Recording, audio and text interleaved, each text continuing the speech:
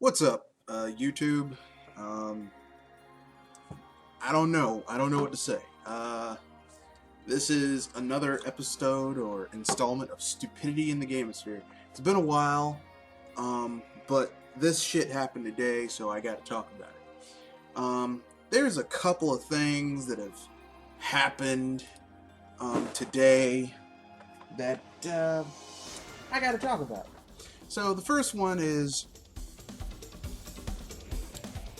the news that Microsoft basically has shuttered Lionhead Studios, or they're in the process of shuttering Lionhead Studios, and they shut down Press Start to Play, which are the Max and the Curse of the Brotherhood game. And with that being said, I only have one thing to say.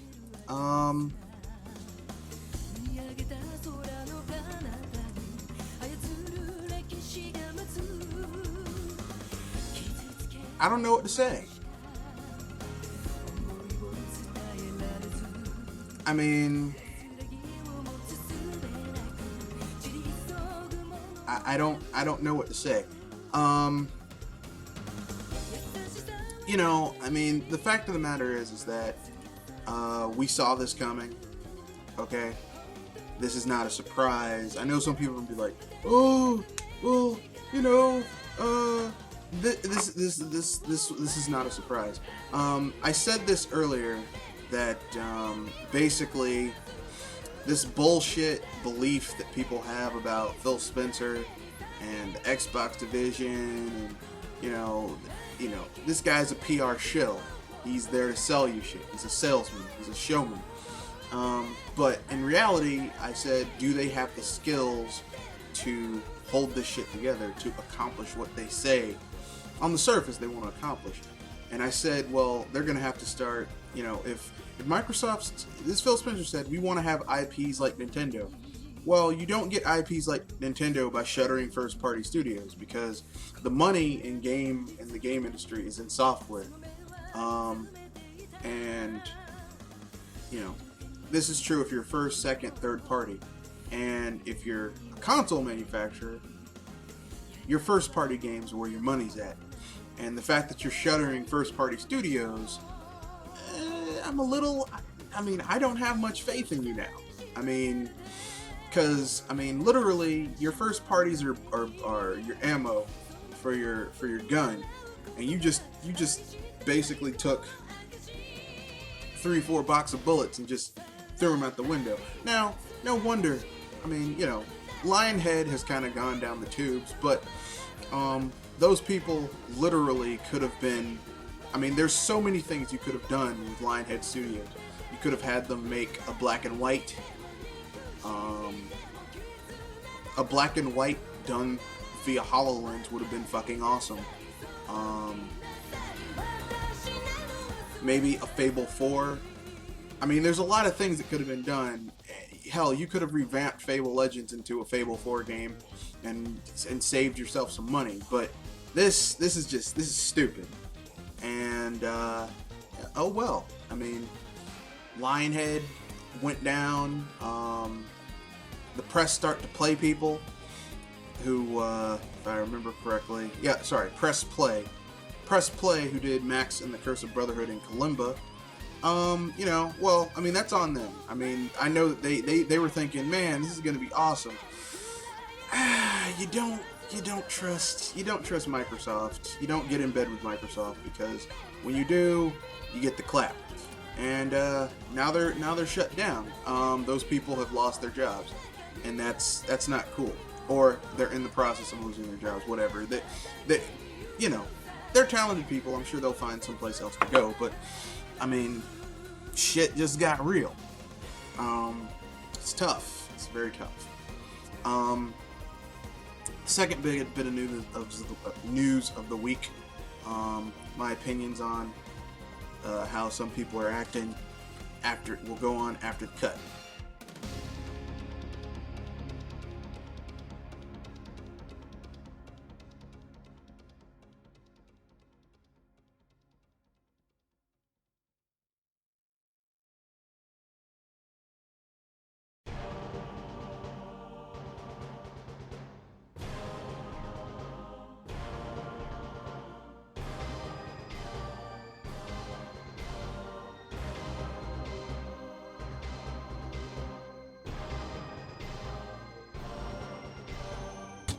Okay, we're back.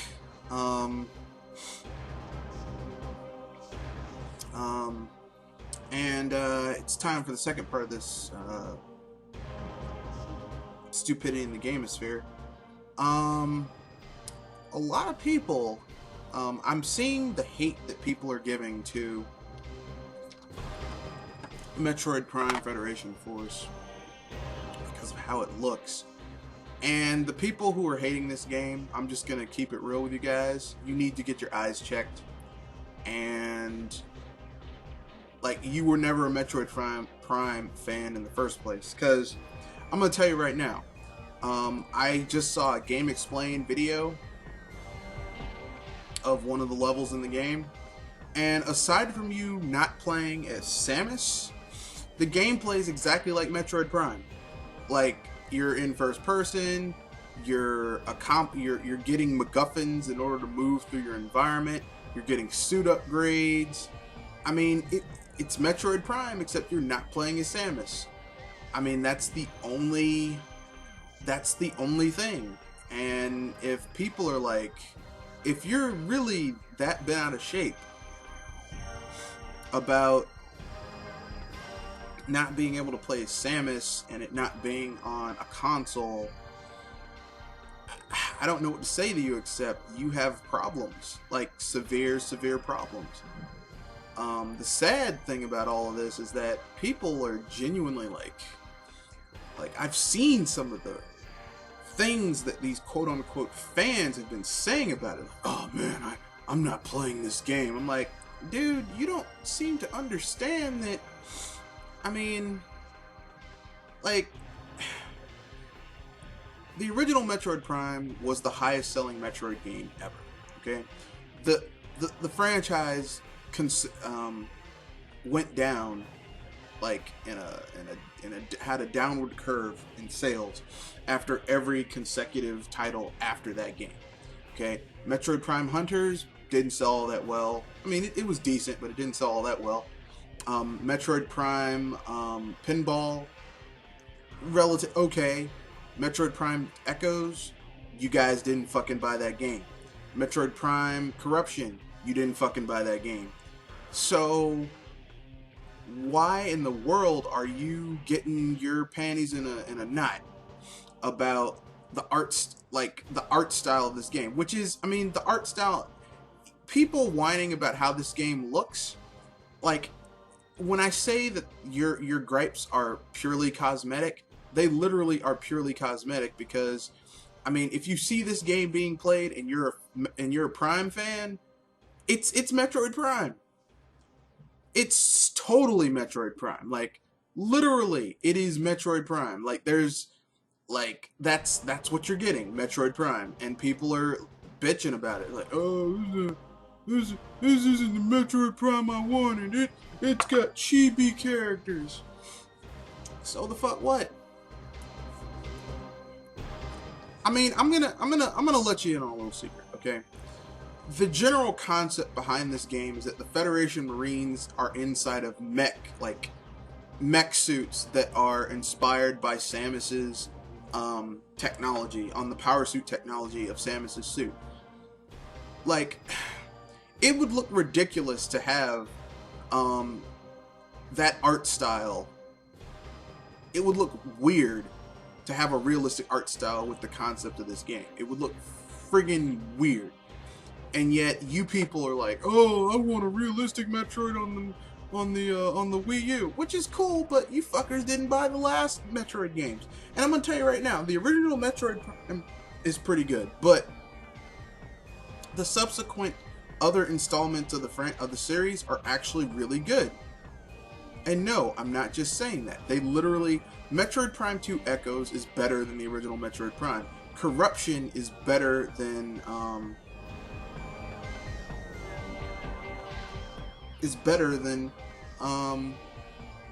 Echoes. I mean, they literally refined that game with each installment, and you people didn't buy it. So why the fuck should, I mean, why should they cater to people who weren't buying it any damn way? Now, before anyone says something to me, well, you motherfuckers, I have Metroid, I bought the Metroid Prime trilogy twice. I have Metroid Prime Corruption. I have the GameCube versions of Metroid Prime and Metroid Prime 2 Echoes. I have Metroid Other M, even though that's my least favorite Metroid game. I have Metroid Prime Hunters and Metroid Pinball. Metroid Prime Pinball. Yeah, I really support this game. Okay, I really have supported this game. So the fact that you people are like, I don't want to, Metroid, you just a bunch of whiny little bitches. And I'm frankly speaking, I can't take your complaints seriously. I cannot take your complaints seriously because they're full of shit. I mean, at this point, your complaints are full of shit. There's very little validity or merit to the complaints of people right now. Oh, I want to play this. You're full of shit. I mean, that's frankly what I'm saying. You're completely and totally full of shit. And so, the only thing I can say is that if you're not going to buy a game because of how it looks, despite, it's coming from a director who's really hasn't done any wrong. Like, all the games he's done have been, pretty damn good. Next Level Games, which hasn't made a bad game, is helping to develop the game. I mean, literally, like, none of these people have a legacy of fucking up, and you're mad because the art style, really, the cosmetic, God. Ugh, you people have issues. Severe issues. And I don't know what to say. Stay tuned to the end of this video where I'll be encapsulating what is going to be going down this week.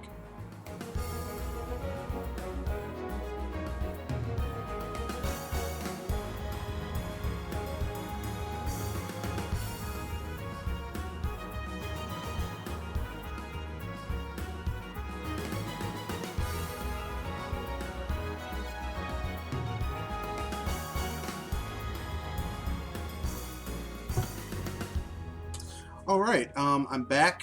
Here's what you can look forward to coming up in the next few weeks. Well, this week. I might have some other videos coming out. I have a review coming out towards the end of this week talking about Gods of Egypt. You'll enjoy it. I would not advise watching this film. Well, I'll tell you more later on, but you're gonna laugh your ass off during my review. I also will be adding a section to BS Busters called Vivendi Watch, where we'll be watching to see if Vivendi is going to totally take over Ubisoft. And we'll speculate and see what's going to happen. I will also be announcing who won the Questionathon games. So look forward to that, and I'll be giving you information on how to get your titles, your free games, your collection. You get one game. You can choose one game. I'll give you a list, and you can choose your prize. So yeah. So the winner of that will be announced later on this week. What else? We'll also have some other stuff going on this week. Gamosphere, Stupidity in the Gamosphere might pop up again because there's some really stupid stuff being said, and at this point, it's getting like I can't not say anything when stuff that's this stupid is being said. So, yeah. Saturday at 4 p.m. Eastern Standard Time, I'll be doing another Pop Culture Inquisition. We'll be talking about books that changed our lives and or that had a profound effect upon us. So, that's going to be interesting. And Sunday, I'll be doing another BS Busters, but we'll be talking about, considering that gaming, modern gaming, has kind of dropped the ball a little bit, we're going to talk about resurrecting some old franchises and how do we do it. So everyone, if you want to be in on this BS Busters, which I welcome people, I'm looking for 3 to 5 other people to join the podcast, including the regulars, and so 1 or 2 extra people, and you will be choosing 1 to 2 franchises that we would like to see brought back and how we do it. And that's it. It's going to be fairly fun, fairly interesting, and I hope people will enjoy it. So with that being said, I'll see you next time. I'll try to get more stupidity in the Gamesphere's end, because there's some stupid shit going on, and we got to talk about it, because we can't ignore it. So, peace out.